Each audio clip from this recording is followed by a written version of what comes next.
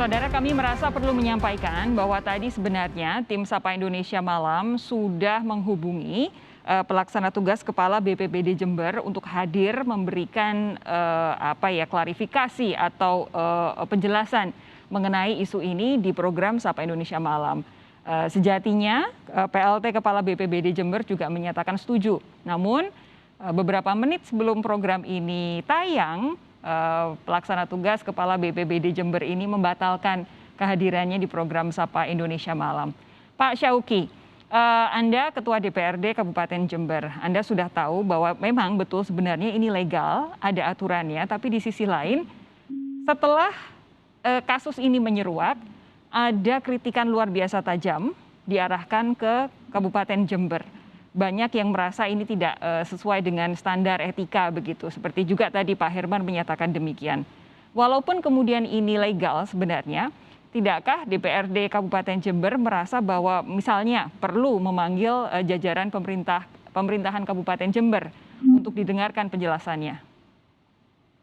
Ya, terima kasih. Jadi kebetulan memang saat ini di DPRD Kabupaten Jember telah membentuk Pansus COVID-19. Saya sudah minta kepada Ketua Pansus, Ketua Pansus COVID di DPRD, ini untuk segera menaikkan nota dinas pada kami, pada saya, untuk segera itu memanggil terutama kepala dinasnya, untuk segera dipanggil ke DPRD. Ini ada apa? Karena terus terang gini Mbak, terus terangnya, jadi dalam sebulan terakhir ini, saya dengan dinas inilah, dengan BPBD ini terus terang gregetan, ya, agak jengkel juga. Karena? Itu yang pegang cangkul gali kubur, yang ngangkut peti mati ke kuburan dari mobil ambulan, yang nyemprot itu disinfektan. Itu 6 bulan honornya nggak dibayar gitu. Oke. Tiap hari statement segera itu kasih itu. Sebentar, Itu sampai dengan saat ini belum dibayar, Pak Itkon? Lah, enggak, sebentar. Ya, sebelum, jadi kira-kira baru dibayar setengah bulan yang lalu. Oke. 2 minggu yang lalu clear. Lah kok sekarang kok malah muncul angka 70 juta nih. Aduh, saya terus terang kaget.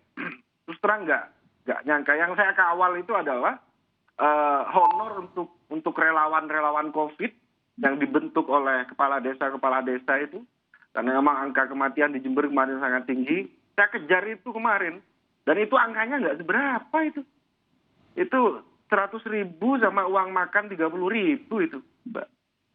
Itu saya kejar. Juga masuk Kompas juga, masuk Kompas. Yang waktu itu. Yang pasti jumlahnya nggak sampai 70 juta seorang ya? Ya iyalah, ya jauh lah itu. Ya mohon maaf, ini yang pegang cangkul aja ini. Haknya baru terbayar setelah sekian bulan. Ini yang gotong mayat loh, Mbak. Mayat COVID. Bayangin. Oke. Lah kok ini pejabatnya ini tiba-tiba kemarin sekali cair langsung 70 juta coba. Siapa yang nggak kaget? Siapapun kaget. Terlepas legal atau enggaknya ya.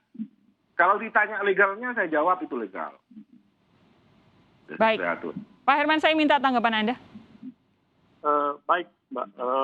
Saya kira Pak Syauki, pertama-tama yang kita dorong adalah kita tidak hanya mengungkapkan keprihatinan ya Pak Syauki, gitu ya. Jadi kami mendorong DPRD Kabupaten Jember untuk memanggil ya bupatinya Pak, gitu ya, bukan kepala dinasnya.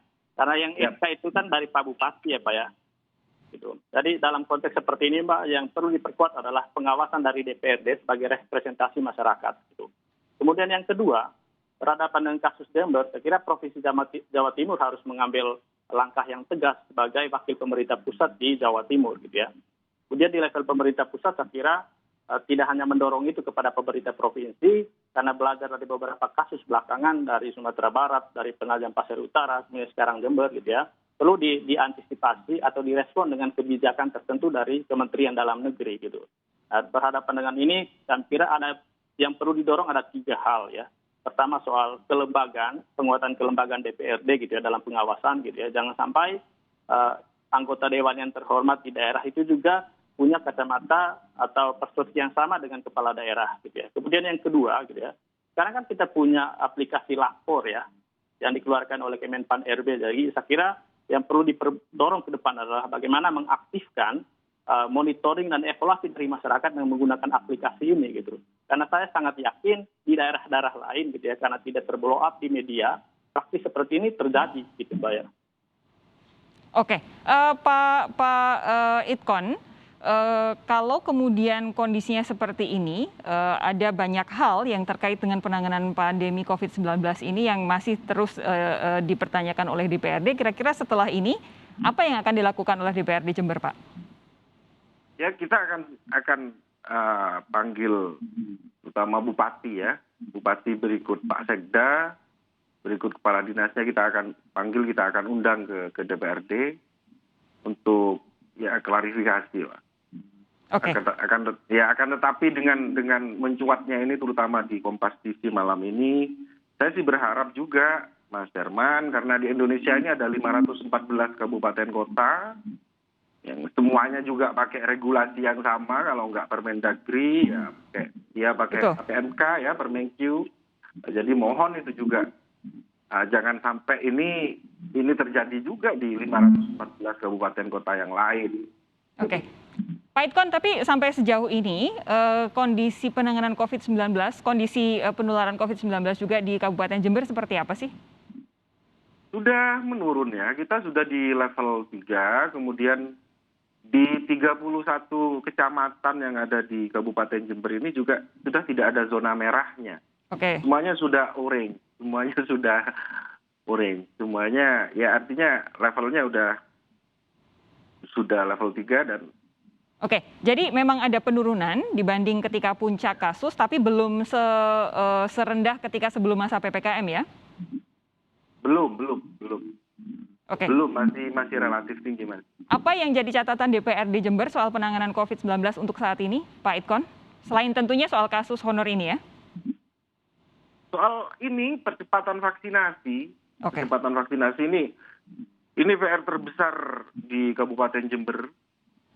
Jadi saya kira Satgas Covid dalam hal ini yang diketuai oleh Bupati Jember harus bekerja lebih keras lagi untuk bisa memvaksin warga Jember yang targetnya 2 juta orang ini, Mbak, yang mau divaksin. Baik, Pak Herman, terakhir untuk Anda, ini kan ada beberapa hal yang harus jadi perhatian bersama, yang menjadi tanggung jawab pemerintah di level kabupaten kota juga terkait dengan penanganan pandemi.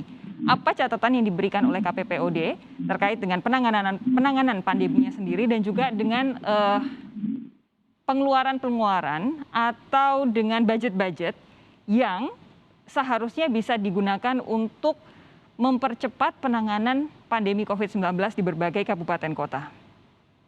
Yang pertama, ya kalau kita lihat fokus APBD atau APBN tahun 2021 ya, pertama soal penanganan kesehatan, dan yang kedua adalah pemulihan dampak ekonomi, dan yang ketiga adalah soal jaring pengaman sosial gitu ya.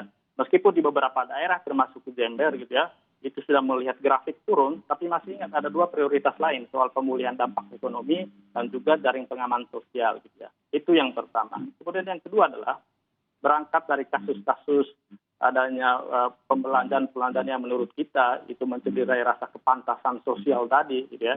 Saya kira Kemendagri bersama seluruh pemerintah daerah gitu ya, harus punya instrumen bersama agar kinerja pemerintah daerah, terutama kepala daerah itu bisa diukur dengan target kinerja output bahkan dampaknya gitu ya. Itu yang nanti menjadi materi untuk memberikan insentif atau insentif tertentu terhadap seluruh kepala daerah. Dan itu sudah diatur dalam peraturan pemerintah terkait dengan pengelolaan keuangan daerah gitu ya. Kalau misalnya ada pelanggaran tertentu terkait dengan keuangan daerah, kan ada sanksi administrasi dan itu menyasar ke kepala daerah sebagai pemegang pengelola keuangan di daerah gitu. Oke, jadi tidak hanya sebatas sesuai dengan aturan legal secara aturan, tapi juga harus mempertimbangkan kepatutan dan juga standar etika moral terkait dengan penanganan COVID-19. Terima kasih Pak Idkon, terima kasih Pak Herman sudah bergabung bersama kami malam hari ini. Kita jumpa lagi lain waktu, sehat terus ya. Ya, amin, siap, sehat juga. Terima kasih. Bapak